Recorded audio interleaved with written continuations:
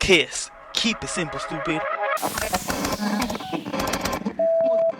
promise you, this is not a political podcast.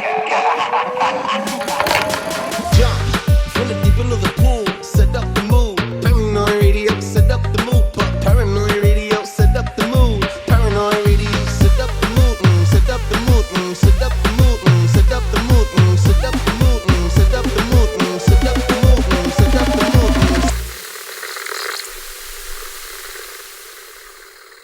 Around town, mad shoutouts to Sunday Night Secret Societies and Testicles 1-2, Testicles. Welcome back to Paranoid Radio Podcast, ladies and gentlemen. I am Trebles Garcia, your humble host. And for the people over there in the back talking crap, I said humble, not homo. All right, guys, humble host.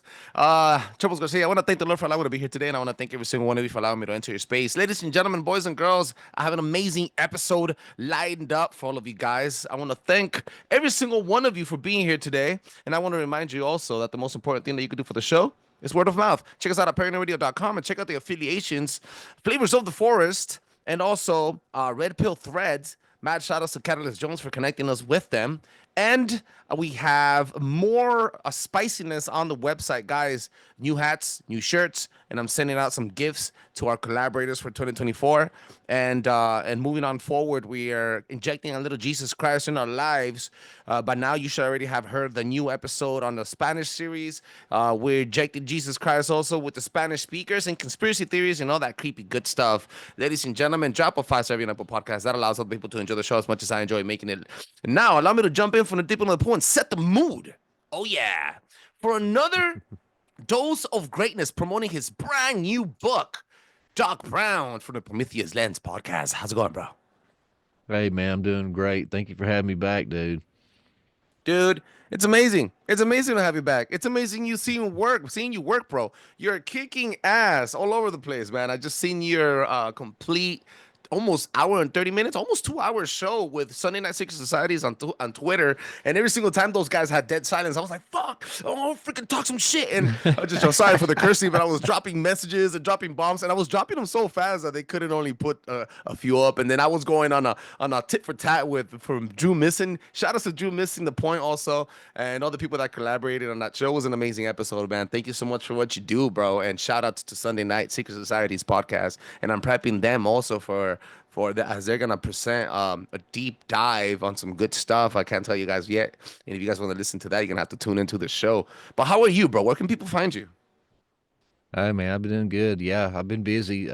Finally finished this book, and what's funny is I've just been on like this big kind of circuit tour, seeing my face everywhere, and it's been crazy how it's kind of dropped. You know, Catalyst he dropped his, and Sunday Night Societies dropped theirs, and I had just a bunch of people just drop theirs all at once. Nephilim Death Squad, but it just timing, man. That everybody dropped theirs at the same time, so you like kind of This one drops within a week too. Oh yeah, but it just and honestly, I've not recorded an episode of my own like since probably December.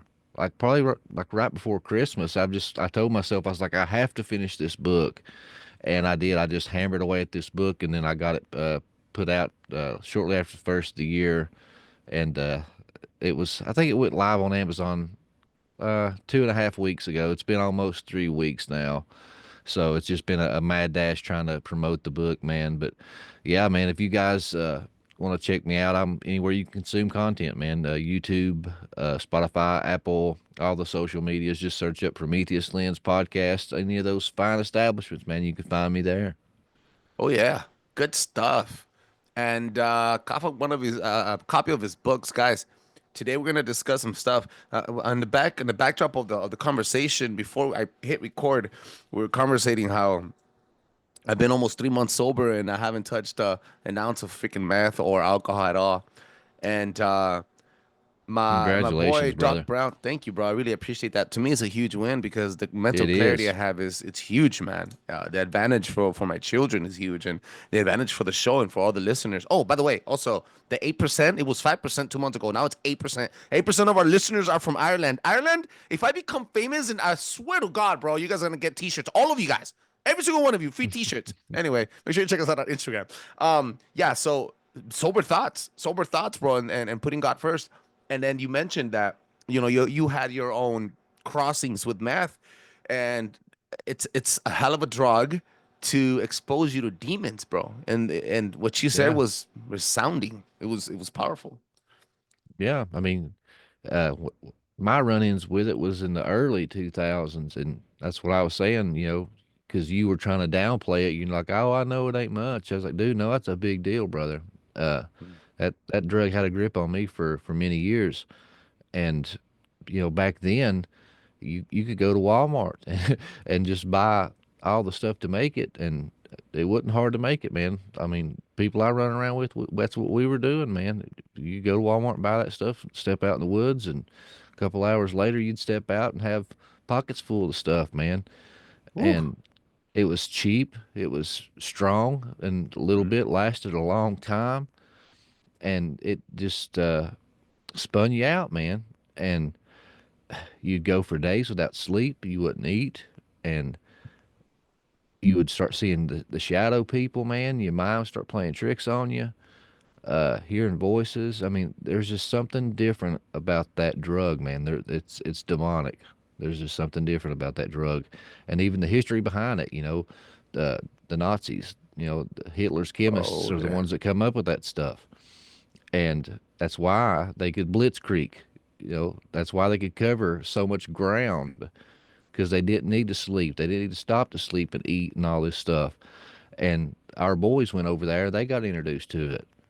And there's actually a crazy little story behind that, because I'm a big history nerd. But when the boys come back from the war, they got into Harley Davidsons and stuff, and they started making these biker groups. And of course, bikers got really heavily into it. That's why they were heavily into the meth, because most of them were coming back from the war, and they got introduced to this stuff.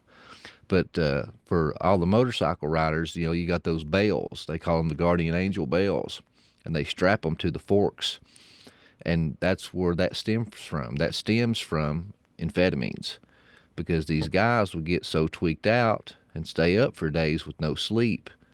And they had like a little saying. They tell everybody, "Watch out for the green goblins or the black goblins," because they would see the chasers, those shadow people, run across the road, and they would try to swerve and miss them.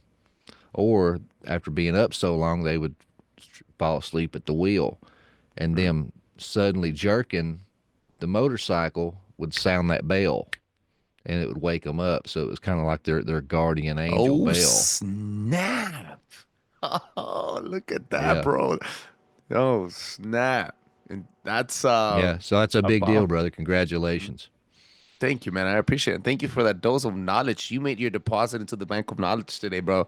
Um, it's huge because actually my direct day job manager, he's a big biker dude, came out of jail, and he's a big hardy guy. And 6-year-old dude, he's just riding on his bike, and he takes his trips cross country and stuff. And um yeah, I didn't know. I'm gonna mention that to him and see if I could get a Yeah. little dose of, Yep. extend that knowledge on that I stuff. had I Look had at a that. 100th anniversary edition for many years. That's beautiful, bro. Thank you for sharing. Yeah. So we're here to discuss, first of all, before anything, jump into your book. You're right about the demons. The demon that would jump on my shoulders was a pornographic one. Trip out. Mm, Mm-hmm. I swear to God. Like now, I don't think about it. I don't think about porn. I don't think about the sex. I'm not, even when I see girls on TikTok, I like unlike. It's like my algorithm's changing, not only on my phone but also in my brain, how I'm processing shit. And then, but if I take, all it takes is a little hit, and I wasn't even a smoker. I was a snorter, and my brain would automatically change, and this freaking demon would just go over my head and tell me, look at this, as here, as that." And it was a pornographic one. It was dark. So I'm glad and that's I broke crazy those chains. that you say that, because my first experience with it was like the how you said it come over your head. That's wild. I always liked smoking pot. That was always my drug of choice. I always done downers, but pot was always my thing. But my first experience with amphetamines was with one of my friend's fathers, and he was the party dad. He always smoked pot with us and stuff. But one day I went to my buddy's house, and he wasn't there, but his dad come out, and he was like, "Oh yeah, Dexter ain't here." And I was like, "Oh okay, well tell him I stopped by." And I went to go back to the car, and I was 17-year-old kid, and he was like, "Oh, you too good to hang out with me?" I was like, "No," and he was like, "Yeah, come on in here." And I walked in, and there was just a pile, I mean, a Scarface pile of powder on the table. And I'd never seen anything like that at that point. And I was like, oh my God, what is this? Is this crack? You know? And we sit down at the table, and he had one of those glass bowl chalets and everything. And he just starts loading it up in front of me and hitting it, and I'm just like, oh my God, what is this? And he was like, here, you want to hit? I'm like, what is that? Is that crack? He starts laughing. He's like, no, this is better than any crack. And he Oh he he's like man. he's like here. He said, I'll hold it. You hit it. I don't want you to waste my dope. And Yeah. I was high. I was stoned when I got there. Mm. And he lit it for me. And honest to God, when I took that first hit and I blew it out, it felt like a huge spider was on my head and crawled to the That's all it front. is. Exactly And like when that. and once it got to the front of my head, it was like that stoned buzz that I had was completely gone, and I felt my eyes open, and I felt my heart just start picking up speed. And I mean, I just felt like I could run a marathon and just get up and run through the wall, son. And I looked at him and I said, "What the hell is that?" And he just started laughing, and that was the beginning of a Yeah. long dark road, man. And now the beginning of a beautiful light road. You Yeah. must. The epic of Esau, bro. Talk to me about your book, man. Yeah, man. Uh, I know we kind of touched on a piece of it. The first time I come on your show, we talked about the supernatural garments from the Yes. Garden of God, and that was kind of a piece to the puzzle of this book. But now this book, honestly, man, was a 2 year deep dive journey, and anybody that's into the Bible and biblical history, you know, can see this cover and kind of be in the know. But anybody that's not will maybe see this and kind of be intrigued by it because you got this Bigfoot looking yoked out character on the front with a bow strapped to his back and uh, a bowl of red stew sitting in front of him.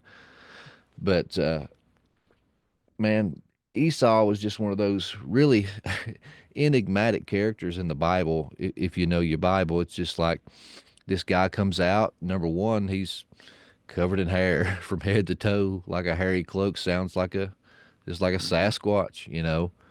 And he is the older brother that's screwed out of his birthright, trades it for this bowl of red stew, and fights with his younger brother. And later in the New Testament, you hear that God says, Jacob I loved, but Esau I hated. Mm. And you hear about his people called the Edomites, and basically that they're thorns in the side of God's people, and that's kind of all you get. Mm. But there is all these extra biblical books, like the book of Jasher and Jubilees and the Midrash and the Targums and uh, all the Jewish lore and legends. And when you go through all these, man, there's all these just little pieces of this guy that honestly they just fit like hand in glove with the biblical narrative and answer all of the questions and fill in all the gaps of this story, this guy Esau. And it Mm. did. It took me 2 years to find and gather these pieces and put it together. And honestly, I mean, it tells what I believe to be the complete story of this mystery man of the Bible. Tell me some of the important things that he did to fit the puzzle, bro. And then I would Yeah. love to know your input also on why do you think that I have my own opinion on it based on what I think I know, right? Human logic. But Obviously, you're a little more of a historian, and obviously you did your research a lot more than I did. For why do you think they would take these missing links out of the Bible? And obviously a little bit more about the character. Yeah, well, I guess for your first question, well, like number one is just the birth alone is just strange. Uh, when I was growing up, it was just so whitewashed. It was just like, uh, he was just a guy that he had a good beard. Mhm, mhm. Well, no, man. I mean, if you let the text say what it says, I mean, he was covered in hair from head to toe, like a hairy Huh. cloak. Mhm, And then you get some people, oh, well, that was poetic language. Oh, I mean, that was hyperbole. Well, mhm, then, mhm, how do you explain the deception of his brother Jacob? Because when you go later in the Bible, his brother Jacob deceives their father by killing a goat and wrapping the goat's fur around himself, and goes in to his father's tent, his blind father's tent, so that his blind father feels this goat's fur to deceive his blind father to steal the blessing and the birthright. So, I mean, that alone tells you, this wasn't hyperbole. This wasn't, poetic language. No, this was literal. mhm, And then another thing is, I think this is pointing back to Genesis 3:15, and this was something that me and you talked about, on the last episode, was, because the garments from the Garden of God, because in there you mhm, have the cursing of Adam and Eve at the fall. And what does it say there? It says that there would be enmity between the woman's seed and the serpent's seed. And it said that one would bruise one's head and the other would bruise one's heel. Well, at the birth of these set of twins, one is literally pushing on one's head to exit the womb, while the other is clutching the heel of the elder brother. So, I mean, this is almost like a Polaroid snapshot of Genesis 3:15. huh. And so when you get to the trading of the birthright, now this was something that was, to me, growing up in church, made absolutely no sense whatsoever. This was probably the most puzzling thing about this guy to me, and I think this would be anybody, that has read the Bible and not went to these extra biblical books. I think Mm, this would be their number one question and issue, is the birthright trading. Because the book of Genesis just says that Esau, the eldest son, and according to the Israelite tradition, the eldest son got the birthright. He was the favored one. That says that he just comes in from the field exhausted, and that his brother is preparing some red stew, and that he's exhausted, and he says to his brother, "Hey, give me some of that red stew." And that his brother says, "Yeah, sure, but trade me the birthright." And he says, what use is a birthright to me when I'm dead? Take it. So they make an agreement. He gives him the red stew. He eats it, goes along on his merry way. mm, And I'm like, man, that makes absolutely no sense whatsoever. I mhm, mean, if it's mhm, like if my father was Donald Trump and I mhm, was the eldest son and I was the next in line to inherit the family business and the billions of dollars, and I come in after trading real estates and stocks all day, and my younger brother's sitting on the couch eating a bag of Doritos, and I'm like, "Hey, man, uh, I'm hungry. Give me some of those chips." And he's like, "Yeah, sign over the company." And I'm like, "Yeah, sure. Well, I mean, I ain't gonna huh, live forever, man. You can have it." huh. I'd never do that. Mhm, mhm, And what answers is these extra biblical texts, like I talked about, because the book of Jasher says that, yeah, he come in from the field exhausted, all right. Because what happened is the king Nimrod, the mighty hunter Nimrod, that his claim to fame was this, mighty man of the field, right? Mm. Well, this was also the claim to fame for Esau. So I tell people it's kind of like the Highlander. There can only be one, baby. Mm. So these two mighty hunters clashed, and it said that Nimrod had built up hatred and envy against Esau all of his days, and it said that him and two of his Gibborim, and that's the same word used for Nephilim giants in the biblical texts. So here you have, three Nephilim giants and a Sasquatch guy Mm. in the woods about to battle it out. And it says that they're hunting this hairy Sasquatch beast of a man in the field. And it says that this Sasquatch guy, Esau, sees them and he hides himself. And then he springs out, cuts off Nimrod's head, kills these other two giants. And then, like and I touched on this part of it with you in the last show, but he takes the time to steal Nimrod's garments. And it says these are the supernatural garments to which Nimrod was able to prevail over all the nations and kingdoms of the world. And that's when he comes back home. And he was exhausted, all right, because number one, he probably sustained some life-threatening injuries in this battle.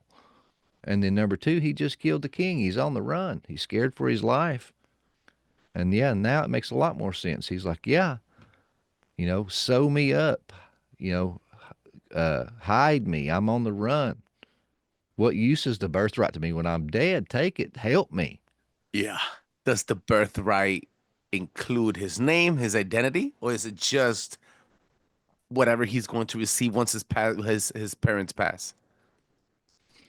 Yeah, I mean, basically, it's the head of the household, and what's attached to that too is it's the authority position, and it's also the priesthood position. This is the one that does the sacrifices and is the one that's, blessed and favored by their God. And what's lost to them is these supernatural garments. Because when you go back to the garden, these supernatural garments that Nimrod had, these are the coverings that were given to Adam and Eve. And they were passed down as a birthright to the eldest son. And it went all the way down to Noah. But in the book of Jasher, it says that Ham and his going out stole them. Then they went to Cush. And then Cush gave them to Nimrod. So it's like the rightful family lost them. So when Esau killed Nimrod, he knew what those garments were. So he stole them back. But it says that before he goes into Jacob's tent, he hides those garments. And then he goes into his brother's house. And his brother's like, yeah, trade me the leadership role, and you can have it, the birthright. And he's like, yeah, sure. What use is it to me when I'm dead? Take it, because the authority symbol, the garments that Jacob doesn't even know about yet, is still in his house. And what tells me that he didn't even plan to honor this thing. It was just a desperation. Hey, I'll tell you whatever, you need to hear right now, because I don't plan on honoring it if I live, because it's like I talked about, later when Isaac says to Esau, because he favored Esau, Rebekah favored Jacob. Isaac calls him in right before he dies, and he says, basically, my life is fading away. I want a taste of your game one more time. Go out and go on a hunt and prepare for me a delicious meal, and I'll bestow upon you the blessing. And this is basically the meeting at the lawyer's office. This is the finalization, putting the stamp on it. It's final. And so Esau doesn't say, Father, I traded it to my brother Jacob. You need to give him the blessing. No, he says, okay. He takes off. And that's where Rebekah hears it. So then she tells Jacob to pull the ruse. You know, kill the goat and we'll wrap you up in the goat's fur and then we're going to send you in to pretend you're Esau. Uh-huh. But when you read that story, when you have the eyes to see the supernatural garments in the story of Jasher, Mm-hmm. you see there's a little nugget in there because the book of Genesis says before Jacob goes in, it says Rebekah goes to the tent of Esau Mm-hmm. and takes his special garment. Sounds And like if a you and if conspiracy to me. yeah, and if you Yeah. never read the book of Jasher, you Mm. would look right over that in the book of Genesis. You'd be like, "Oh, she took his best suit." Mm-hmm. No. There's a reason why. What you're doing is you're giving me a 50,000-foot view from the entire playing field, just not the pieces that they want you to read, which pushes me to ask you the next question. I was going on this question as you were speaking. Sorry. You said, so now I'm thinking Esau had to do something big. He had to have his fingers or his influence down the line so that Jasher and all these other books could be taken out, not wholly spiritually guided or influenced. Why would they? What is it that he did in the future that made him so relevant, so important that it would go against the grain for them to pull those books out? Yeah, well, see, I think it's two things, and it's a mixture Mm, because one, when you read these extra biblical books, when you read these uh, uh, rabbinic tradition books like the medieval rabbis, like Rashi, for instance, the Targums of Jonathan. I'm trying to think. There's a the 7 book series. There's a 7 book series by this guy named Louis Ginsberg. He mhm, compiled all the Jewish legends and lore. All the people of this time pointed to Esau being a serpent seed, that his father was the devil, the angel Samael. And even in their writings, it says that when Esau was born, he had a serpent brand, he had a serpent's marking. It says that uh, Jacob's angel was Gabriel, like his guardian angel. And it says, mhm, but Esau's guardian angel was Samael. And this, according to the Jewish tradition, was Satan's heavenly name before the fall. And there's all kinds of stuff in there, man. The deeper you go, the more like just little finger points you find pointing to this idea. And so, not only that, when you go down further in the New Testament, it talks about Esau was sexually perverse, huh. and I was like, what am I missing? I've never read anything about him being sexually perverse, but Mhm, it's there. But you got to have the eyes to see it. mhm, And so many of us, when we read the genealogies, this one begot that, that one begot this. You know what I mean? We skip over it. It's boring, you know, no, but it's mhm, there for a reason.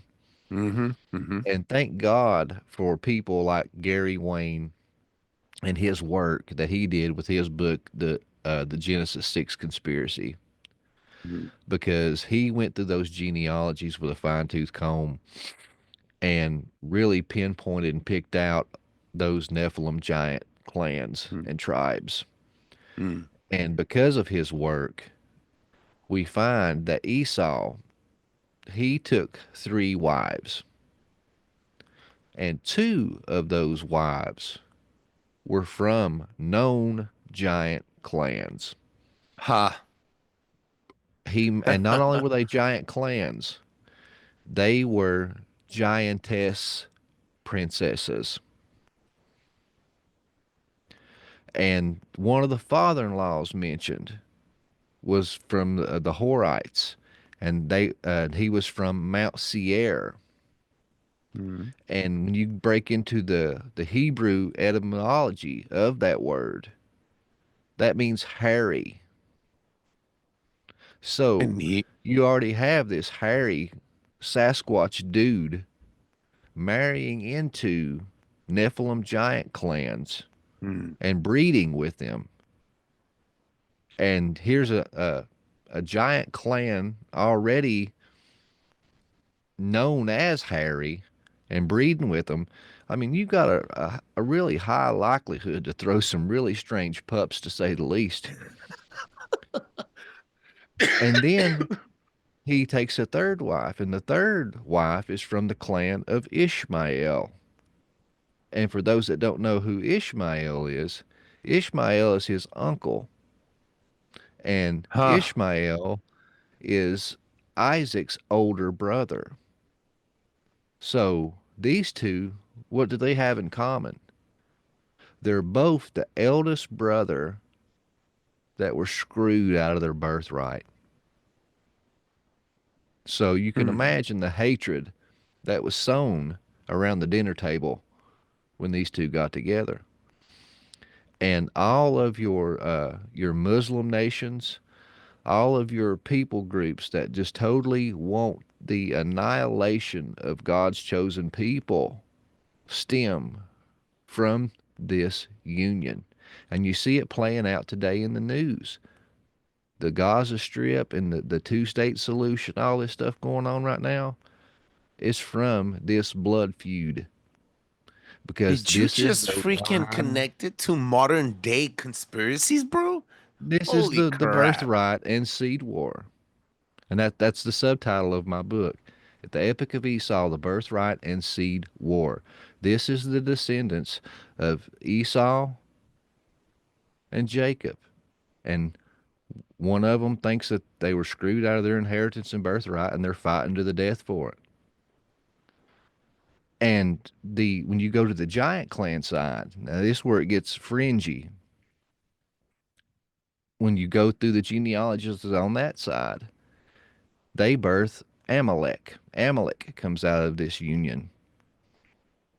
And Amalek, he's has an entire tribe and clan named after him, Mm. the Amalekites. And when you go into the etymology of that name, that means the blood lickers. So this has a whole vampiristic feel to it here. Oh And yeah, here we and go. this tribe was the Mac Daddies of the giants. They were the most vicious. I mean, they were the berserkers of the ancient world. They were known. They were fearless. They dominated the battlefield. You did not want to mess with these guys. And Louis Ginsburg's Legends of the Jews talked about what when they would kill the Jews. You know, they would remove their foreskins. That was the kind of like their covenant with God, or Yep. to uh, how do you word it, to taunt Yahweh himself. When they would kill a Jew, they would chop off their phallus, just chop it completely off and say, give their God what he demands, and just toss them into the air. I mean, these guys were ruthless. And these were the first people that attacked God's people when they left the land of Egypt in their wilderness wanderings. And it says basically that they picked them off kind of like ghosts. It was like your first type of guerrilla warfare and militia type warfare. They picked off the women and the children and the elderly that kind of straggled in the back. And they just kind of done this to them for like a few months and just toyed with them until finally they had a battle. And when you read that in the 66 book canon, that this is that famous story where Moses has to hold his magical rod over his head. And only when he holds this rod up are they able to defeat the Amalekites. And when he would grow Huh. tired and he would drop the rod, they would start to lose. And that Joshua and Caleb had to help him keep his arms up. So you have this whole supernatural side. They had to have supernatural aid to beat these Amalekites because Because they were supernatural themselves. exactly because even Rashi, this medieval rabbi, said that this clan was known sorcerers, and that's why God commanded the Israelites to kill every man, woman, child, and animal because they were known sorcerers and shapeshifters. They would Uh, shapeshift into animals to avoid capture. And that's why I like God the way you brought tells that these in. people, while they were in their wilderness wanderings, no longer will you sacrifice to hairy goat demons. Because remember, these people were from the land of Seir, hairy. They were breeding with Esau, this hairy Sasquatch guy, and Mm-hmm. giants. Mm-hmm. These are the hairy goat demons that they're talking about in the book of Isaiah. Mm-hmm. Uh, and it said that no longer will you pass your children through the fires of Molech. Uh, no longer will you drink the blood. No longer will you seek necromancers and sorcerers. Oh, All these things, I think, because they were seeing this directly with the Amalekites, and God's people were starting to imitate them. And that's all In the from book Esau. of in the book of Kings, and that was probably one of, I haven't read it all, but one of the most, it was the hardest to understand and the hardest to get through because it was so repetitive and it got old for me, right? It went over my head for a bit. But I learned to understand it, kind of, sort of, as I was asking for rides and jumping on the car with my Christian coworker, and he's also my Bible thumping sharpener. Blade sharpens blade, right? Iron sharpens iron, dude. And we tit for tat on each other when we speak about the Bible. And he's my fourth. Like he's been on the show a couple times. Shout out to Juan.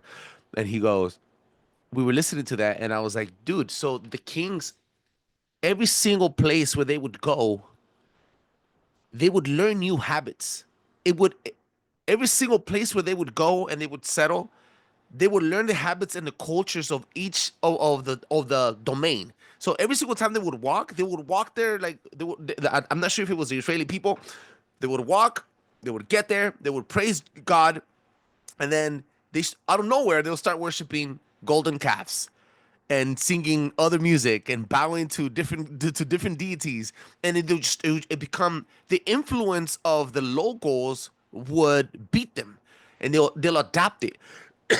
Pagan pagan stuff, pagan holidays, kind of like how the Romans did with Catholicism and all the stuff that was there before. So I agree with you. It's very important to learn the root of the stuff and the root of Esau and how important it is. You actually think these guys are still around today?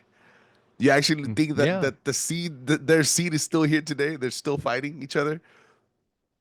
Oh yeah. I mean, yeah, because you do. You see it on the when you turn your news on. They're fighting now over the Gaza Strip and everything else. It's just the thing is, we have the theory of entropy.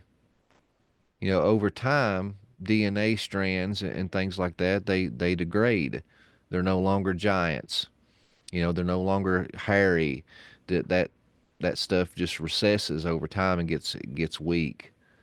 And it's crazy, but you see the the blood feud still remain. You still see some of the practices remain. And even like when you travel around, I put some reels out today talking about some of the stuff that I'd released from like Josh Peck's show. When you go to Sardinia, you still see some of the remnants of these tribes because where Esau intermarried and bred with these Nephilim giants. Sardinia during the summer solstice, what happens? You have the Mathones. During this winter solstice, they take black goat's fur and they mm, wrap it around their bodies and they take wooden masks and put it on their faces. And then they strap like hundreds of copper bells on their back. And just like the book of Isaiah, it says the hairy goat demons will dance in the desolate cities, and they chase after women to have their way with the women. And that's what it is. It's calling back to this archaic memory. And when you ask the people of Sardinia, they don't even remember why they do it or where it come from. It's just, oh, we've done this as far back as we can remember. Oh, we're chasing away evil spirits of winter. You know, By dressing like evil spirits. yeah. And during this same time, they also light a huge bonfire. And the children that are coming of age to Mm. prove their bravery and to pass into adulthood, they pass through the fire. It's all remnants of Canaanite culture and worship. They're passing through the fire of Molech. It's just modern, you know. It's all calling back to this the cultures of this people. And then you go further north into Europe, you have Krampus. It's I the was about to same tell you. thing. Sinterklaas, correct me if I'm wrong. Is it Yeah, called Sinterklaas, right? They do the same celebration with like demons and their bells, and they're all that's like demons. They're all dancing in little mini parades throughout abduct the children. villages, abduct children, um, and even the passing of the fire. I remember reading a passage. I was doing some research on Molech, and even the idea of they would have a giant statue with this bull-headed animal, and then deity, and they would put coals in it, and it Moloch sitting like this with his hands, right? And then the kids, the people, the babies that were born in the summer, in the winter solstice, they'll sacrifice these kids and put them on his lap. They would die so that, uh, vegetation could, like corn or all the other stuff that they would grow in spring as a sacrifice for fruit, right? For food. One of the biggest sins, one of the most corrupted things that we have to consume every single day is food. Even Jesus was tempted with food. So it's extremely important, bro. And um, I think deeply rooted with not only influence but the manipulation of your feelings and emotions and habits, and the lie covering another lie and covering another lie. And you look at, for example, Santa Claus. I think we lightly touched on this in December when we spoke. Even Santa Claus and Christmas, you're looking at Santa Claus. You're like, how the hell did we come up with Santa Claus coming down the chimney, right, and doing all these cultic rituals and the sock and the mistletoe and all that stuff? And you connect it back to no one knows. No one knows. Oh yeah, I heard it because it was Coca-Cola. They were trying to promote. Yeah, okay, that could be one. What else? The Moloch thing. Okay, what else? What's up with the sock? And oh, because they would buy children again, going back to kids and saving girls from prostitution and stuff. So it's like you never know what's the real root of it. And if you Google it, you'll get 10 different roots, and it Hmm. gets covered up with another lie and another lie. So that's why he is the Yeah. author of lies, bro. The confusion. Yeah, and we just had Valentine's Day, you Hmm. know, and I was guilty. I never really, I mean, I heard different theories and stuff, but I was like, man, I'm going to actually look into that this year Oh, and do a that's show hard. on it.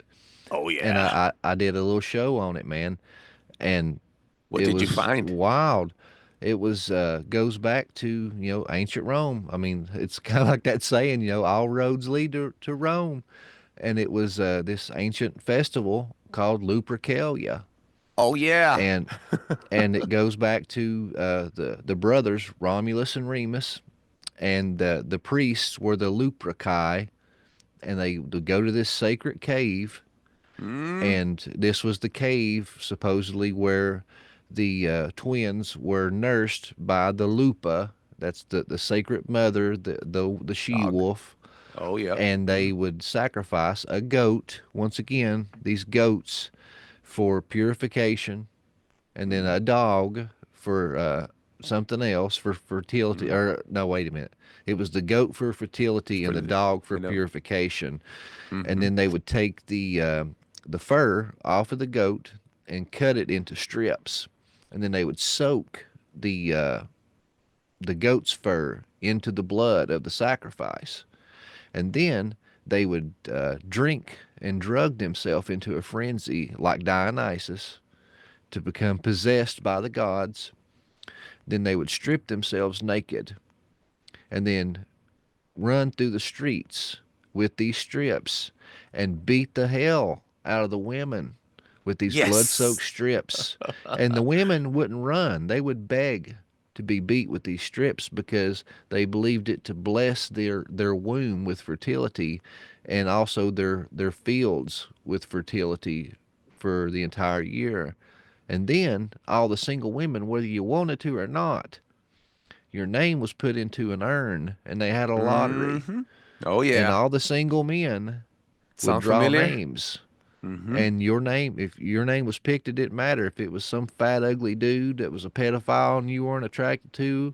He drew Mm-hmm. your name, you were his for the entire year. I mean, a lot Insane. of just crazy stuff, man. They would use during these nightly festivals. It was like Saturnalia too. Saturnalia, they would do some Yeah. crazy festivals, and they would use the intestines of the goats as condoms. Crazy stuff, man. I was like, I did that research 4 years ago. Lupercalia, insane, bro. When people were like, "Dude, you went dark in Valentine's," like, bro, that's not me going dark. That's just me giving you where it comes from. You, even the heart. I think the heart shape is it's supposed to represent the vagina, the opening, the lips. You never heard of that one before?